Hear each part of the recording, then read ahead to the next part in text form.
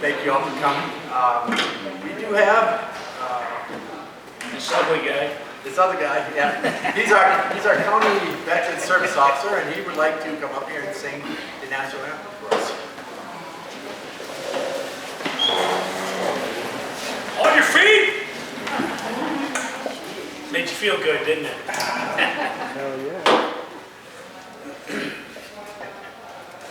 Oh, say, can you say by the dawn's early light what so proudly we hailed at the twilight's last gleaming, whose broad stripes and bright stars through the perilous fight o'er the ramparts we watched were so gallantly streaming, and the rockets red glare, the bombs bursting in air, gave proof through the night that our flag was still there. Oh, say does that star-spangled banner yet wave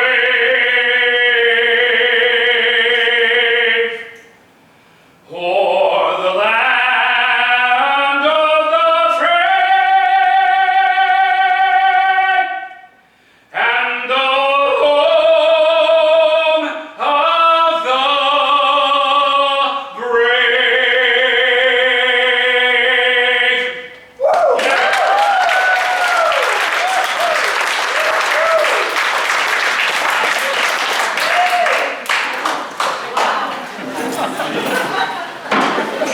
Never thought it'd be in you. And I'd like to introduce our Washington State Director of Veterans Affairs.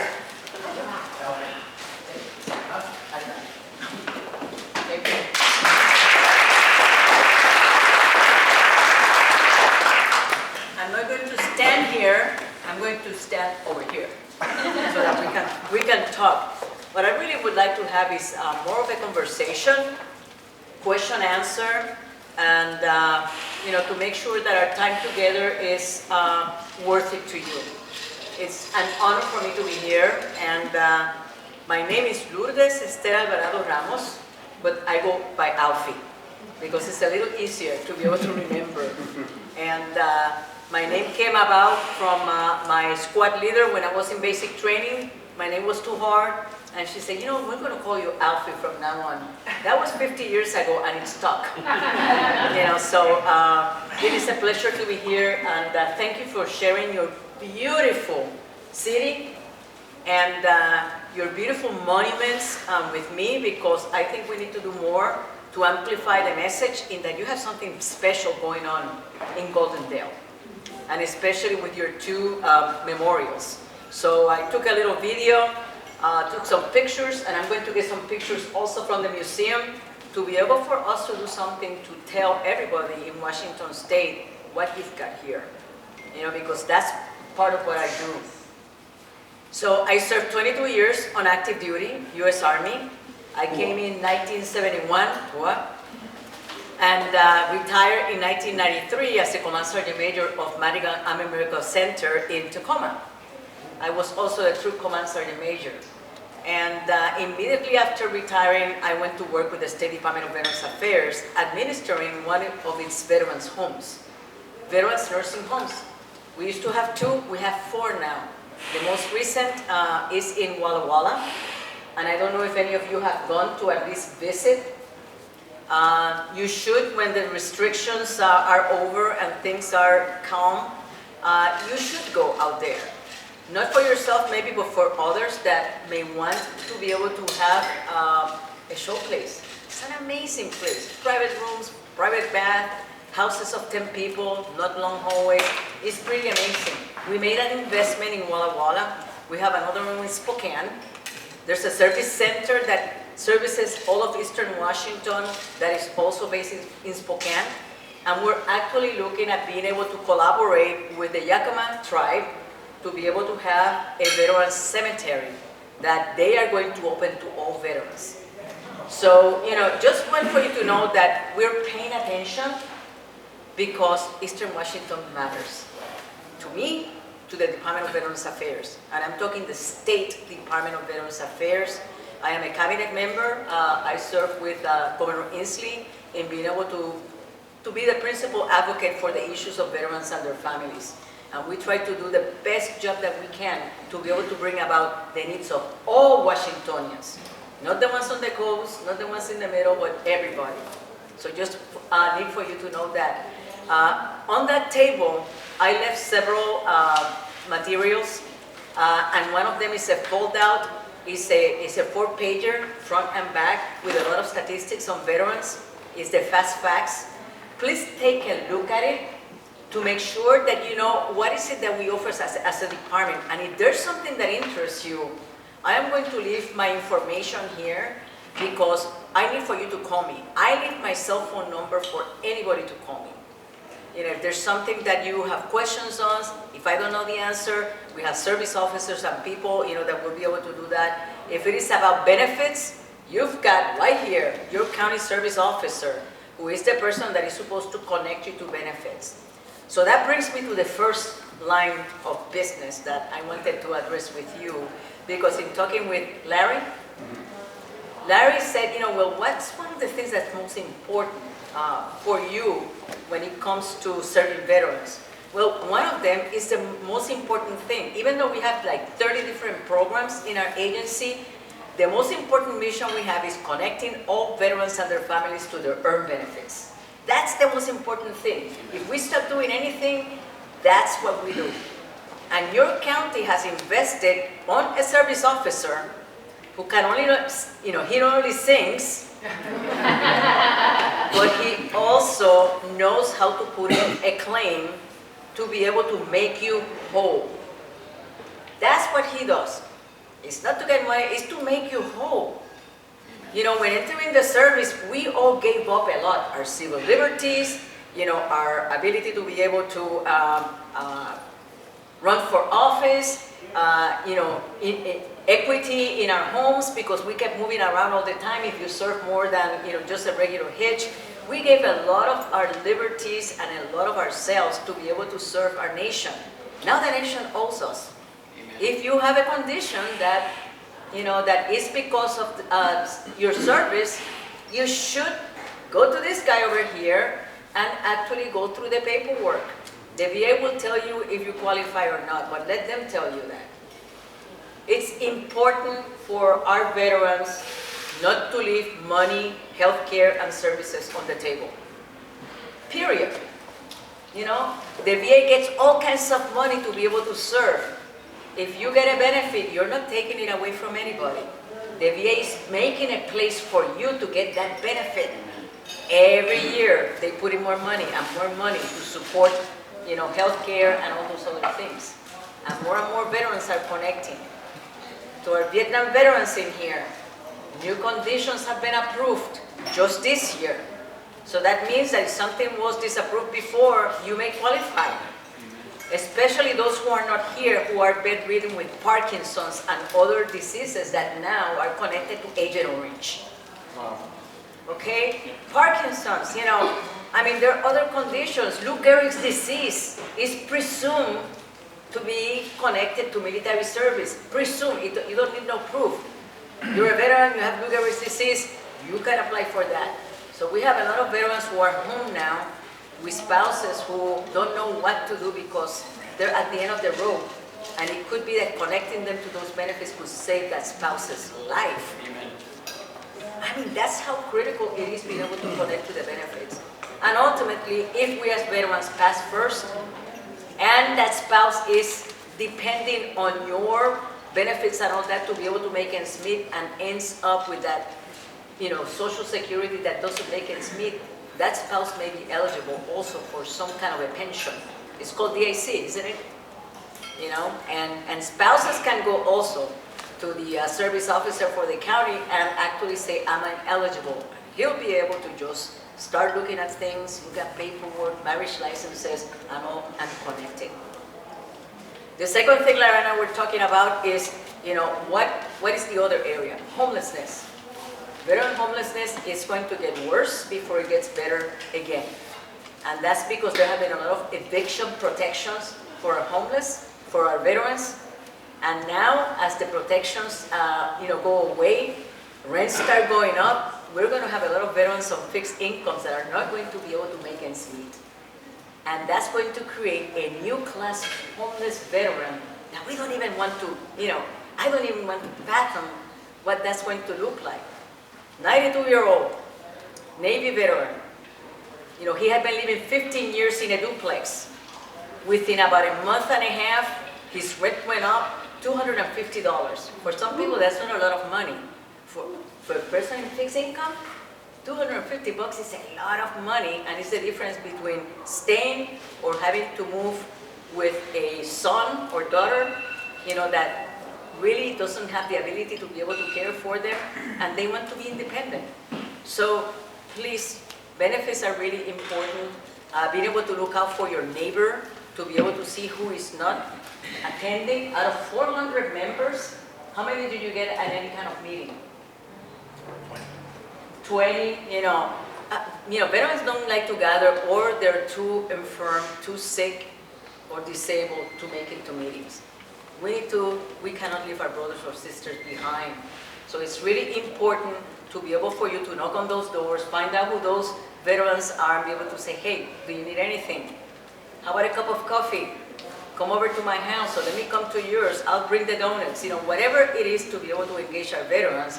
Because the third thing, and that's my last preaching today, is that we're losing about 220 veterans average a year to suicide in Washington State. 220. Since 2010, we've been keeping numbers, and the average is 220. And it hasn't gone down. It has not gone down. Why? Because maybe we need to do things differently. Maybe we need to educate the community on suicide prevention so that when we see the signs, we can help that veteran. Educating the veterans doesn't help hardly anything. We're pig-headed, we don't want anybody to help, we're okay, and all that. But if our friends and loved ones know how to identify the signs of depression and those things, you may be able to save a life. So I would like to offer to this post, we have somebody who does peer support training. And part of that is suicide prevention. It's about establishing relationships, asking the right questions, being able to make an engagement as a peer. And this is not just for veterans, this is also for spouses or interested persons, allies, we call them. Our allies who really want to serve veterans. I'd like to offer that. We have an amazing guy who can do things either virtually or can come to the post and do a Saturday for 6 hours. It's a 6-hour training to be able to look at everything, benefits, suicide prevention, mental health, peer mentoring, and things like that. And he doesn't care who it is in the room, as long as we can have an audience to be able to start preaching the gospel. We need to engage our veterans because, when you get older, you get sicker, you feel that you're being a burden, and next thing you know, why should I be in this earth? Well, we need everybody here. We need each and every one of us here because we have something to contribute. And we love each other. We don't want to leave no veteran behind. Amen. So those things are really important for all of us. And take a look at our services. We even have a farm program. We have a veteran who raises cattle who is in, what is the town next door? Something Lake. Trout Lake. He's got a taco truck. He's my guy. Scott Thompson. Scott Townsend has a taco truck in Trout Lake. He raises his own food, and his wife and his children run the taco truck in Trout Lake. And what's really cool about this story for me is that I was the one who got him introduced to the Farm to Vet program, but I was his recruiter and put him in the United States military, and he served in the Middle East 4 different times. And now he has this business with goats and pigs and cows, and I mean, it's just amazing. And they make all their own food from all of their own produce. You talk about divine providence, Chaplain? Yeah. Amen. That is divine providence. You know, when it comes to how all of a sudden, when you start coalescing and bringing things together, how all of a sudden you're connecting veterans and saving lives. Because that's what we do when we take care of our brothers and sisters. So the farming program is important. That's one example. We have ranchers all over this area. Would love to be able to connect our guide to some of the ranchers in the area, because we're looking at those ranchers whose kids don't want to be in the business anymore, to be able to maybe have somebody that may be able to kind of run that business as they kind of fade away. And many of them are vets. And many of us don't know where they are. So let me just leave a little room for questions. Are there any questions that you may have for me? Anything that occurs, anything that I have a question because I am the mother of a son who, he's fine, thank goodness. But I've been wanting to volunteer, and, I think the kind of thing that you're talking about, sometimes it's really hard on the family to join that and get that training. You need neighbors to do it. You need people who are not associated with the military to step up, not just thoughts and prayers, but actually put your money where your mouth is. So how do we get the word out to the average person that they're invited to help? Well, you have many ways.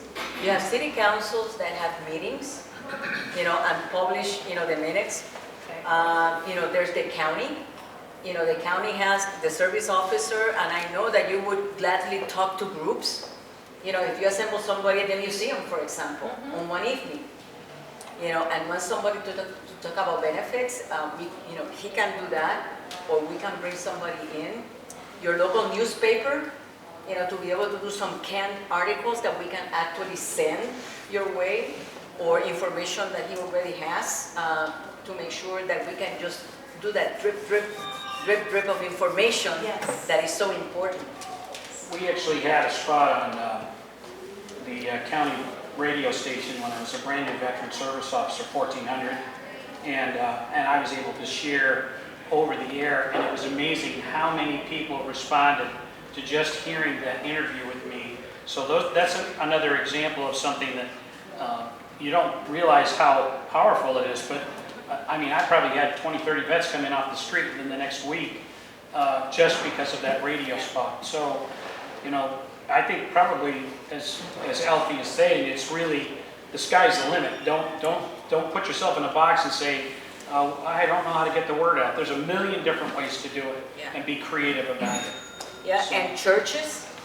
But I'm a non-military person. I have no way of hearing that. Didn't you say you have a son who served in the military? Yeah, but he's off doing his own thing. Okay, but that makes you a military person, dear, because the military family. But and I the don't vet- have a hook. Yes. So how do I get Yeah, that the information? connection is, we need to be able to get the word out to those Yes. to which you frequent. If you worship, your church should have something in the board, to be able to kind of call people, announce that there's a service officer. The after church service. A lot of pastors dedicate that after church to be able to have a little fair, a benefits fair. And the thing is that a lot of the veterans are home, and where is it that the desperate spouse goes when they're at the end of the road? To pray, to church. And sometimes pastors don't even know that their loved one, because they never really went to church, is in trouble. So we need to educate also our pastors and be able to have that, those boards with information, the bars, restaurants, and everybody. And it's distributing that information, and we just need to put a plan together probably for this county, because each county is different, each city is different, to be able to get that done. But it's going to be a social slow- media, community Yeah, groups, yeah. whether it's the hybrid or the North Bend, Yeah. my wife reads that all the Yeah. time. And Social media. that's how people join. Yeah. This post has a social media page also, and I'm sure that you can just put information out. Gotta go back to work. Yes. Can I get your card? Yeah. if you have a few, just drop them on the table, just put a whole chunk of them, and that way, you'll know, who to go to. But remember, spouses may have some benefits too, and it's important for that veteran before they pass to be able to ensure that they access the benefits, because it gets harder, once you pass, to try to, get all the stuff that is needed to be able to apply for benefits. And if you apply for benefits through the federal VA, especially healthcare, you get a card, even if you don't get accepted and all that, and that card is good to be able to get a 10% discounts at, Cabela's and Home Depot, Lowe's and all that, so it's worth 10% just connecting and getting that veteran's card. Anything else? Not a veteran, but I do know a lot of younger veterans, a lot of younger veterans who served multiple tours and who suffered greatly, and they are really interested in helping each other. They're not going to be here. This is not where they are. And so how does the Department of Veterans Affairs in Washington State reach out to those vets from our most, Afghanistan? Our post 9/11 veterans, and I think we have maybe one here. I think we have more in the county. We have one here. Thank you for being here, because it's important for us to see the younger veteran join. Younger veterans are not joiners, usually. They kind of like to go and do something, finish the mission, get out, and be able to move on. That's why the organizations like the Mission Continues, Team Red, White, and Blue, Team Rubicon, where people go on missions to be able to help others, and that's how they connect. The peer program that I just mentioned is an amazing program to get those veterans to be able to connect to each other in an informed basis, on an informed basis. So engaging our post 9/11 veterans is really important, and in the middle of that pack is the Desert Storm veteran, many of whom are suffering now from burn pit exposure, and the VA is getting ready to start working on that issue. So that's going to keep our service officers busy, because a lot of them have respiratory issues, cancers, because they were in these burn pits where they burned from computers to poop, and that affected their lungs and their systems, and now they need benefits, and they're dying from cancers, and they're getting nothing. So we need to just continue being, an up-to-date community on the benefits, and your county invested on a person to be able to do that. They're paying for it. So you need to get your money's worth. Keep him busy. Keep him busy. So I just want to say, Commander, thank you very much, and I have something for you.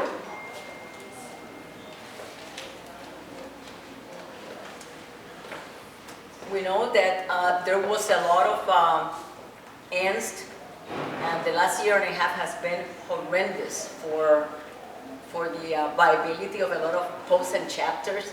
But you made lemonade out of lemons when it came to your post, because you took the time to be able to just spruce it up and make it the good-looking place that it is right now, along with many of you who helped being able to put it together. So I just want to say, this is our point of excellence, and I just want to say thank you for everything that you do.